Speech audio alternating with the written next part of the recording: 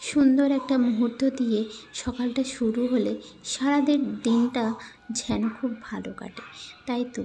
তো তেমনি আজকের সকালটা কিন্তু খুব সুন্দর একটা মুহূর্ত দিয়ে আমার শুরু হলো।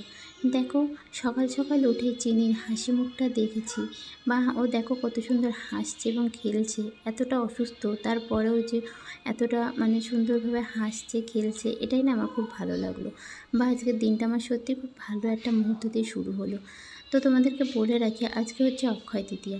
তো অক্ষয় তৃতীয়া উপলক্ষে কিন্তু আজকে অনেকগুলো জায়গায় আমার নিমন্ত্রণ রয়েছে। তো কতগুলো জায়গায় যেতে পারি সেটাই কিন্তু আজকে তোমাদের সাথে শেয়ার করব। তো সকালটা সুন্দর মুহূর্ত দিয়ে শুরু করেছি ঠিকই, কিন্তু সারাটা দিনটাও ভালো যাবে এটাই কিন্তু আশা করছি। তো শেষ পর্যন্ত ভালো যায় কি না সেটাই দেখা যাক। তো বন্ধুরা, সকাল সকাল উঠে চিনির সাথে একটু আড্ডা মেরে কিন্তু বিছানাপত্র গোছাতে শুরু করলাম। আর দেখো, যখনই বিছানা গোছাই না, রোজ কিন্তু তোজো আমাকে হেল্প করে। ওকে কিছু বলতে হয় না, ও কিন্তু ওর মন মসজিদ। আজকে একটু দিল গুছিয়ে আমার হাতে হাতে সব এগিয়ে দেবে, কখনো এগিয়ে দেবে না, এরকম একটা ব্যাপার। তো আজকে ওর কাছে চাইলে জিনিসপত্র একটু বালিশটা এগিয়ে দিয়ে, কাঁথাটা এগিয়ে দিয়ে, তো ও দিয়ে থাকে আমাকে কিন্তু সেগুলো। তো দেখো, একটা একটা তোমরা দেখতেই পাচ্ছ, এক একটা করে কিন্তু বালিশ কাঁথা সব এনে এনে দিচ্ছে। আর এদিকে ভিডিও হচ্ছে দেখে ও একটু ফোনের সামনে গিয়ে একটু নকশা করে নিল। ও ভিডিও করতে খুবই পছন্দ করে আমার মতন। তো যাই হোক, সকাল সকাল বিছানাপত্র গুছিয়ে বাসি কাজ সেরে চলে এলাম রান্নাঘরে তোজো আর চিনির খাবার তৈরি করতে। তোজো আর চিনির খাবারটা বসিয়ে দিয়ে আমি এই ফাঁকে কিন্তু স্নান করতে চলে গেলাম। সত্যি বিয়ের আগে যেন স্নান করতে ঢুকলে আধা ঘন্টা 1 ঘন্টা আগে যেন স্নান করেই বেরাতাম না বাথরুম থেকে। তখন মা বলতো, দেখবি দেখবি একটা সময় আসবে, 1 সেকেন্ডের মধ্যে বেরিয়ে আসবি, ঢুকবি আর বাথরুম থেকে আর বেরোবি, এরকম একটা দিন আসবে। সত্যিই তাই। এখন যেন বাথরুমে ঢুকলেই কোন মুহূর্তের মধ্যে কত তাড়াতাড়ি যে শ্যাম্পু করতে হয়, সাবান মাখতে হয়, তাড়াতাড়ি বেরোতে হয়, সেটা আজকে 2টো বাচ্চা হওয়ার পর আমি আজকে বুঝতে পারি। তো যারা মা হয়েছো তারা অবশ্যই এটা জানো বা বোঝো। স্নান টান করে এসে তোজো আর চিনির কিন্তু দেখি খাবারটা হয়ে গেছে। তারপরে ওদেরকে খাইয়ে নিলাম, খাইয়ে দাইয়ে দুজনকে রেডি করলাম এবং আমি রেডি হলাম। রেডি হয়ে বেরিয়ে আসলাম সোজা রাস্তায় এসে দেখি মা আর আমার বাবা দাঁড়িয়ে আছে আমাদের জন্য। তো আজকে শুরু করব আমার মামার বাড়ি থেকে। মামার বাড়ি আমার ছোটো মামার আজকে কারখানা, ব্যাগের কারখানা, আজকে গৃহপ্রবেশ আছে। তো ওখানে অক্ষয় তৃতীয়া উপলক্ষে লক্ষ্মী গণেশের পুজো হচ্ছে। তো সেখানেই আজকে ফার্স্ট যাব। তো রাস্তায় চলে এসেছি, ওখান থেকে গাড়ি করে সোজা মামার বাড়ি চলে এলাম। তো রাস্তায় যেহেতু আমি ভিডিও ক্লিপটা নিতে পারিনি, কারণ চিনি বললাম অসুস্থ। ও তোমাদেরকে বলি, চিনি অসুস্থ বলতে ও না এই আজকে নিয়ে 2 দিন হচ্ছে। তো পুড়ে গেছে বলতে, গরম ম্যাগি আমি তোজোর জন্য বানিয়ে এনেছিলাম, আমি খেয়াল করিনি। তো চিনি এসে ম্যাগির মধ্যে থাবা মারাতে তো পুরো বাটিটা উল্টে ওর গায়ে পড়ে। একটা হাত পুরো পুড়ে গেছে, অনেকটা ঠোসকা পড়েছে, কান পুড়েছে, অনেকটাই পুড়ে গেছে। তো তারপরেও এখন একটু সুস্থ আছে। যাই হোক, তো দেখতেই পাচ্ছ। আর ও না সত্যি এই আঘাতটা পাওয়ার পর থেকে না পুরো নিস্তব্ধ হয়ে গেছে আমার হাসিখুশি মেয়েটা। তো আমার ভালোও লাগছিল না, মনমতি আমারও ভালো ছিল না।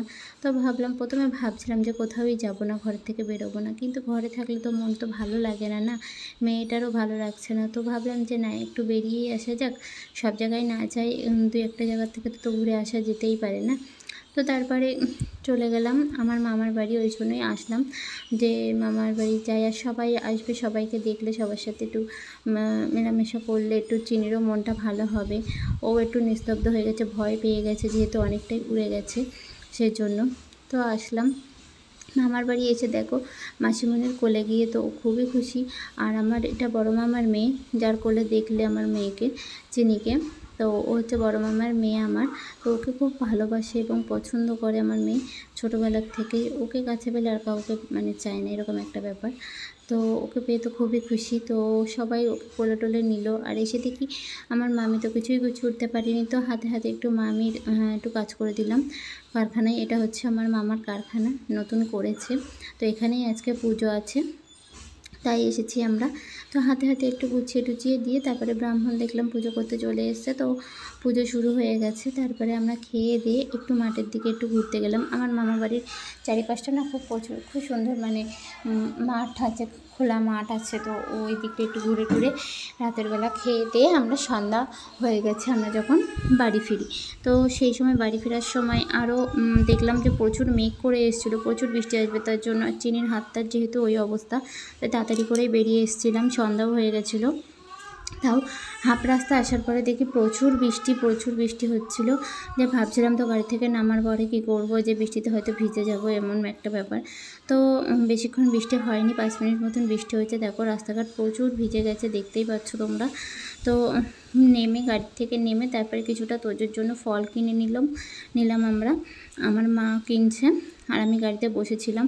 তো কিছুটা ফল কিনে বাড়ি চলে এসেছি। বাড়ি চলে আসার পর তারপরে আমি, তোজো আর আমার মা মিলে আরেকটা জায়গায় আরেকটা কাকিমাদের বাড়ি গেলাম, পুজো হয়েছিল তো প্রসাদ আনতে। তো গেছিলাম, ওখানেও না গেলে নয়।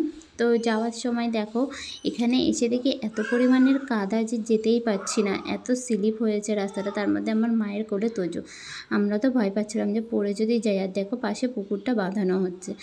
তাও আস্তে আস্তে আমরা আসলাম। তো এসে তারপরে মা দেখি হাফ রাস্তায় দেখি ওখানটায় জুতোটা খুলে তারপরে ওই কাকিমাদের বাড়ি গেল। ওখানে গিয়ে আমাদের কাকিমা বলছিল যে প্রসাদ তোমরা খেয়ে যাও। তো আমরা বললাম যে না, আমরা এখানে বসে প্রসাদটা খাবো না, যেহেতু চিনিকে ওর বাবার কাছে দিয়ে বাড়িতে পাঠিয়ে দিয়েছি। তো সেই জন্য আমরা আর বসে খেলাম না, প্রসাদগুলো পার্সেল নিয়ে আমরা চলে এসেছি। বাড়ি এসে 10 মিনিট মতন রেস্ট নিয়ে তারপরে আবারও আমার আরেকটা কাকুদের বাড়ি নেমন্তন্ন ছিল, সেখানেও গেলাম। সেখানে গিয়ে ওখানকার আর ভিডিও ক্লিপটা নেওয়া হয়নি, যেহেতু প্রচুর রাত হয়ে গেছিলো, তার জন্য ওখানে গিয়ে খেয়ে দিয়ে আমরা সোজা কিন্তু বাড়ি চলে এসেছি। তবে হ্যাঁ, আর একটা কথা বলি, এই যে দেখতে পাচ্ছ যে এতটা কাদা পার করে এই বাড়িটায় যে আমরা আসছি প্রসাদ খেতে, সত্যি কথা বলতে কষ্ট করে আসলেও গোপালের দর্শন কিন্তু সবাই মানে পাওয়াটা সত্যিই ভাগ্যের ব্যাপার একটা। এসেই গোপুসোনার মুখটা, নতুন গোপুকে নিয়ে এসছে এই বাড়িতে আজকে, তো গোপুসোনার মুখটা এত কিউট দেখো, যে দেখে না মনটা জুড়িয়ে গেল। সত্যি খুব কিউট দেখতে, আর খুব সুন্দর করে সাজিয়েছে। তো যাই হোক, আজকে এটাই ছিল আমার অক্ষয় তৃতীয়ার ভিডিও। যদি ভালো লাগে তাহলে অবশ্যই লাইক, কমেন্ট, শেয়ার করবে। আজকের ভিডিওটা এখানেই শেষ করছি। চলো টাটা, বাই বাই।